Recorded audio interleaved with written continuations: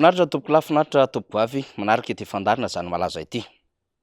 Omaly dia neokelin'ireo solombambaoka zay nivory ny amin'ny tolom-pekefitra zay naroso ny solombambaoka ny Kongo, Razafitra an'izao fa Brunel, ny hananganana vomeram-panadiady mikasika indrindra ny famonoan'olona na ny tifitra nataon'ireo mpitandro filaminana tany amin'ny distrika ny Kongo tamin'ny 27 volana Aogositra 2024. Ity raharaha ity moa zany dia diso fantatry ny rehetra tamin'ny hoe nisy namoizanain'ny olona manodidina ny 30 tanoany ary ampolo maro ny naratra. Niainga tamin'ny fakana kely ny zazavarira ary nitarika tamin'ny famonoana ny reniny zany. Tsy nahafaly ny vahoaka ny nandre izany rehefa nafantatra izy ireo fa voatazona tao amin'ny toby izay any mpitandro filaminana ny zandary ny azonana azy ireo voalaza fa nanao ity abibiana tany Kongo ity ka nahatongava ny fokon'olona tany toerana nitakiana ny hanomezana izany satria tsy nahatoky ny mpitandro filaminana sy ny fitsarana tao amin'izany distrika izany ny vahoaka nandritra fotoana io. Arosika ny fanazavana ka ny solombambaoka voafidy tany amin'izany distrika izany nga Brunel Razafitra Androfa no hitondra ny lafy mpanazavana arak'izao andrenisantsika azy izao. Tsara marihana fa reo vahoaka reo raha ny sary ny témoignage ny film eo am-pelatanako sy nampahafantarina anahy de tsy mbola tafiditra tao anatiny atao hoe zone rouge, tsy mbola tafiditra tao anatiny atao hoe caserne, tsy mbola tonga akory teny amin'ny vavahady nylay caserne. Ho an'izay olona mahafantatra ny distrika ny Kongo de mbola teny ambany lavitry ny poste na teo ambanin'ny résidence ny distrika, le lalana eo ambanin'ny résidence ny distrika reo vahoaka reo. Ary nisy ray aman-dreny nanantona nangataka dia nisetrin'izay fangatahana zay dia lay tifitra vararaka. Fa raha ohatra ka hoe nisy ny sommation na nisy ny zavatra hafa tokony nampiasaina taloha amin'ny fampiasana fitaovam-piadiana, tsy nijanona teo reo olo reo ary tsy zany ny zavatra nitranga. Ary reo olo reo efa nitody damosina ny ala no niditra avy any an-damosiny zareo daholo lay bala zay naparatra sy nahafaty andry zareo. Fa ino moa araka le nambarako teo fa nadiadiana no amaritra sy ametraka an'izay. Fa ny any tena mampalay aloha amin'ny maharay aman-dreny ahy eto amin'ny firenena, amin'ny mahasolo mavambahoaka anahy voafidy teto Madagasikara, de tena laviko marin-drano ary tsekeko ny famonoana olona eto amin'ny firenena na fomba ahoana na fomba ahoana. Satria tato ato zay de hita fa ohatrany mora loatra ny famonoana olona eto Madagasikara. Ohatrany tsy aina ny aina eto Madagasikara.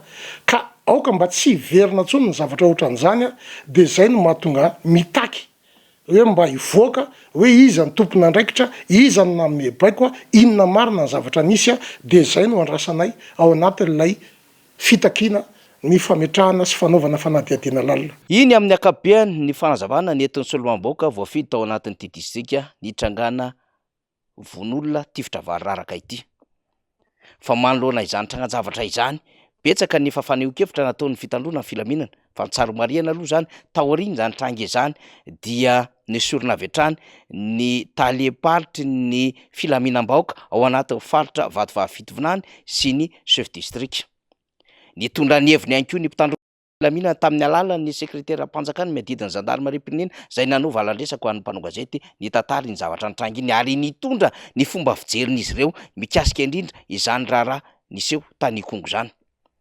Fa omaly ihany de nisy faneo-kevitra zay nataony nga sekretera mpanjakana miadidiny gendarmerie pirenena ny amin'ny fomba fijeriny ny tifidantitra na tir en l'air zay nataony ny mpitandro filaminana nandritry ny fotoana iny. Ny azy aza vao mainka no amafisy ny bebe kokoa fa ny tongotra mihitsy no nitifiriny satria izany no nampianarana azy. Hoenotsika kely ange ny faneo-kevitra nataony nga seg. Za aloha zany raha resaka tir en l'air zany za tsy hanao an'izany. Tonga de teneniko anareo raha za fa za tsy manameloka an'le gendarme manao tir en l'air zay ny hitany mety tompona andraikitra nge izy nahita tao fa raha za tsy manao tir en l'air zany raha zavatra ny anarako zavatra hafa nataoko mety any amin'ny tongotra ny tifiriko rehefa lavo eo anao hitany namanao de mandeha anao rehefa avy. De takiny miaro ny fanapahan-kevitra ny raisin'ny mpitandro filaminana zay nitifitra tamin'ny fotoan'andro iny faneho-kevitra nataon'ny seg iny. mazava ho azy raha miresaka hoe fiarovana amin'ny tandro filaminana de miaro ny fanjakana izany satria manana sary ratsy teo anatrehan'iny zavatra nitrangy iny nandatsaka aim-bahoaka ary namono piray tanindrazan'iny ny fanjakana amin'ny akabeana satria ny fandrimona tao anatin'izany na ny zandary ny polisy sy ny mpiandro fonja fa tsy nafaly ary manana ny ambarany bebe kokoa momba izany faneho-kevitra zay nataon'ny sega izany ny solomavamboaka Brunel Larazafy tsy androfa ny amin'iny tir en l'air na tifo-danitra zay nitondrany ny sega na ny sekretera mpanjakana madidiny zandarmeriam-pirenena fanazavana iny de arahintsika arak'izao indray ny fanazavana zay nataon'ny député. Ary toby na mahara an'ireo colon reo no lasa tobiny zandary androany. Sarotra ny fidirana amin'izany, misy vavahady zany ary moissonnerie de moellon ny rindriny zany toby zany. Tsy mbola misy na olona ray nandingana an'le vavahady. Ary raha ohatra ka hoe soixante menacé reo olo reo naninona raha hoe nanao tir en l'air, naninona raha nanao coup par coup, fa tsy naninona nanao rafale. Ho anay tena massacre délibéré, tena finiavana amono. Ka raha milaza izy androany fa voniny tadiny marina de miombona ao anatin'izany todika zany zay hoe andao tadiavina tokoa ny marina fa tsy atao an'izany sanandro mipiray tamin'ny razana. Mafana ty raharaha ty tsy faly tamin'ny fanazavana mazava ho azy isika ary noenotsika teo ny solomavamboaka ny Kongo.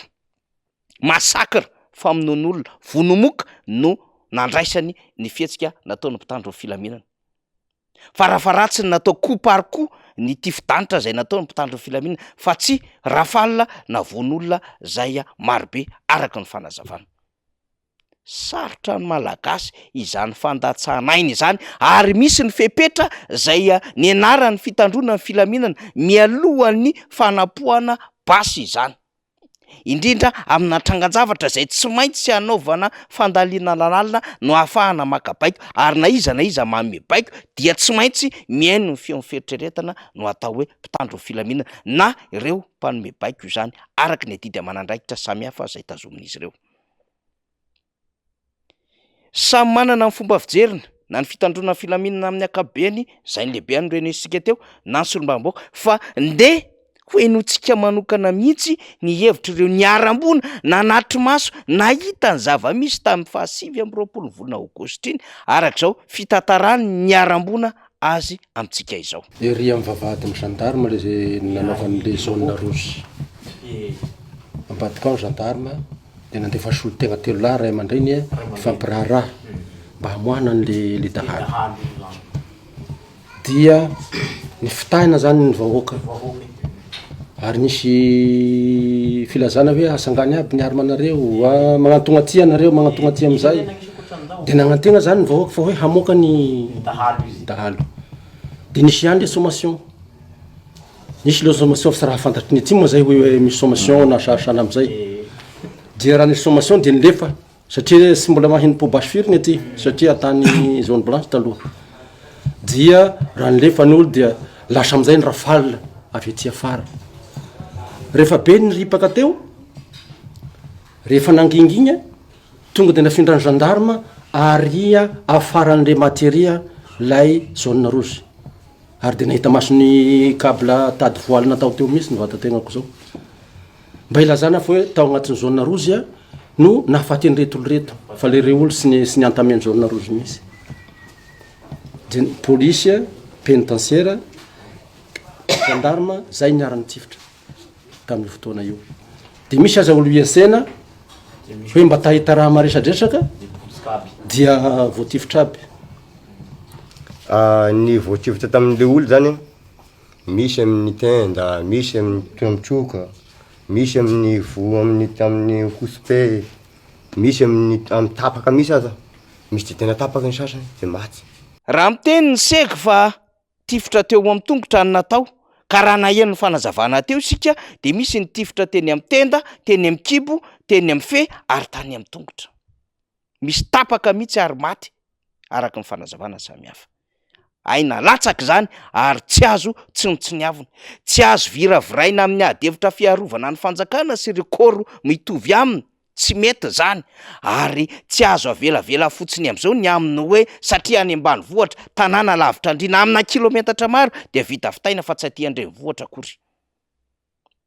Tantsady aza fihetseham-bahoaka zay nahafatesan'olona maro, ampolo maro ny antsony ny filohan'ny tetezamita Tantsady. Fisaonam-pirenena nandritry ny herinandro be zao fa teto Madagasikara moa vita fitaina ny raharaha ary fanambarana kely manameloka mba nataony ny fitondram-panjakana fa nanitsaka an'izany toerana zany azy tsy vita ny filoham-pirenena zay anisany manana solombavambaoka lany amin'ny antokony miaradia aminy ao anatin'izany distrika izany. Adevitra hafa mihitsy ny aza mbola voiziny eo anivo fitandrona amin'ny filaminana izy raha teo efa nanambara fa manao politika.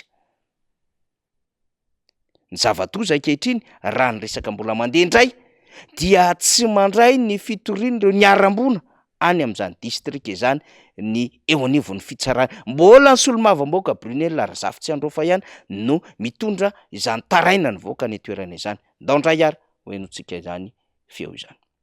Hatramintsika amin'ny teny zao dia mbola sy tafapetraka ny fitoriana na plainte n'ireo victime ireo ao amin'ny tribunal de première instance ny Kongo. Ny antony dia tsotra, le mpiasa ao tsy mety mandray fa miandro toromarika avy any amin'ny Tony Papan'Olalana ony na procureur de la République. Hatramintsika amin'ny teny zao niala tao i Kongo le procureur rehefa nitranga ny raharaha fa 2020 hatramintsika amin'ny teny zao mbola tsy niverina ny toerana izy. Miandro amin'ny tribunal eo foana isan'andro reo niaramboinareo na ny avany maty na ny fianakavian'ny maratra de zay tsara-pahafantarana amin'ny piraitandrazana ihany koa fa mbola sy tafapetraka le plainte hatreto na de efa constitué ary. Ivoaka tsy ela marina ary zany ny fanindrindrehetra mba tsy ho raraka tany ho verivery maina ny ainana foy sy ny raha latsaka ho an'ireo malagasy piraitandrazana amintsika. Ary na iza mandatsatra ho fiarovana ny fahefana sy ny sezana sy izay mety miaro ny fanjakana sy ireo akôro zay tokony hiarovana de heveriny rehetra fa tokony ho lasa lavidavitra kokoa ity fanadihadiana ity mba hipoahany marina ary ny vahoaka malagasy mihitsy ny tokony ao ambadiky ny solombavambahoaka zay mpikambana ao anatin'izany voameram-panadihady izany. Tsy tokony afabela na iza ary na ahoana na oviana satria raha latsaka zany. Ainana foy zany. Akoho aza moa tapatenda misy mpitsetra. Ny alika aza moa hitsahan'ny fiarakodia misy mpitsetra. Maika fa olombelona ny ninona ny vonoana ny ripahana tsotra zao tsy amin'ny antony. Everitsika fa tsy rariny loatra izany ary tokony hanomezana fankahirezana ireto solombavambaoka hanohy ny fanadihadiana ao anatin'ny voamerana manokana enivony ny anteny meram-pirenena izao. Avelao hipotra ny marina ary na iza tratra ao anatin'izany zany no fanindriny vahoaka satria zany no heverina fa ilaina ny solombavambaoka maka aty de maka tahaka izao. Zany zava-misy, zany malaza makasitraka tompolahy, makatelina tompoko vavy.